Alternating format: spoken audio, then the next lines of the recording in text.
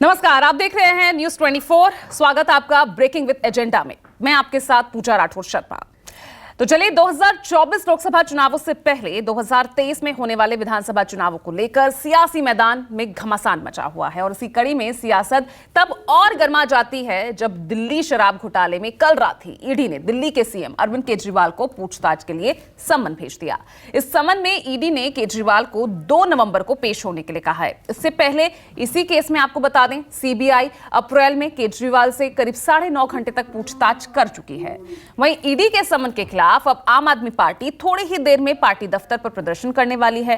कल शराब नीति मामले में ही सुप्रीम कोर्ट ने मनीष सिसोदिया को जमानत देने से इनकार कर दिया था। सुप्रीम कोर्ट ने टिप्पणी करते हुए कहा, ईडी के पास पर्याप्त सबूत हैं और 338 करोड़ के लेन देन का सबूत जांच एजेंसियों के पास है, इसीलिए सिसोदिया की जमानत अर्जी को खारिज किया जाता है। ईडी के समन के बाद दिल्ली के साथ साथ पूरे देश की सियासत में मानो भूचाल आ गया है। ईडी के समन को लेकर विपक्ष केंद्र सरकार पर हमलावर नजर आ रहा है और सारा ही विपक्ष इसे बदले की कार्रवाई बता रहा है।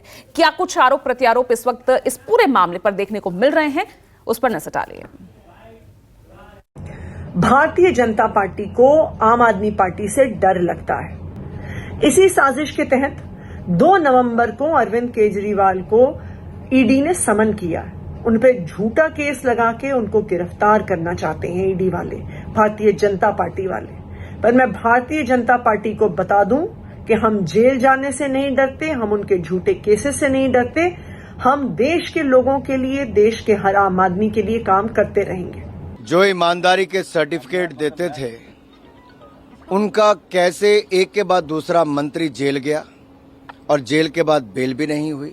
सच्चाई ये है कि जब से सत्ता में आए हैं, एक के बाद दूसरा इनका नेता भ्रष्टाचार में लिप्त पाया गया। केंद्र सरकार का एक ही मकसद है, किसी तरीके से आम आदमी पार्टी को खत्म कर देना, और इसके लिए वो कोई कसर नहीं छोड़ रहे। किसी तरीके से कैसे भी फर्जी केस बना के मुख्यमंत्री अरविंद केजरीवाल जी को जेल में बंद किया जाए और आम आदमी पार्टी को खत्म किया जाए। सत्य की जीत हमेशा होती है और जब से ये शराब नीति का घोटाला आया था, हम पहले दिन से कह रहे थे कि इस पूरे घोटाले के सूत्रधार अरविंद केजरीवाल हैं। और आज जब माननीय सर्वोच्च न्यायालय ने मनीष सिसोदिया की बेल खारिज की और साथ ही साथ ये भी एस्टेब्लिश किया कि 338 करोड़ की मनी ट्रेलिंग, तो अब अरविंद केजरीवाल को बताना पड़ेगा कि वो 338 करोड़ रुपए कहाँ खर्च किए हैं। और दिल्ली वाले अरविंद केजरीवाल के भ्रष्ट शासन से मुक्ति पाना चाहते हैं।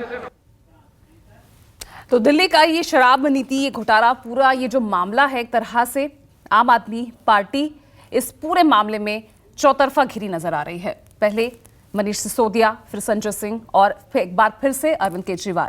सीबीआई हालांकि इस मामले में पहले ही 9.5 घंटे की पूछताछ अप्रैल के महीने में केजरीवाल से कर चुकी है। अब एक बार फिर ईडी का सम्मन अब गया है और 2 नवंबर को तलब किया गया है। तो अब ऐसे में कितनी मुश्किलें यहां आम आदमी पार्टी के लिए, और जिस तरह से जो तमाम आरोप प्रत्यारोप हम देख रहे हैं चुनावों के मद्देनजर भी, किस तरह से इस कार्रवाई को देखें। और एक बार फिर से सवाल वहीं भ्रष्टाचारी, सदाचारी और 2024 पर इसका कितना असर, इसी को लेकर आज हम करेंगे विश्लेषण।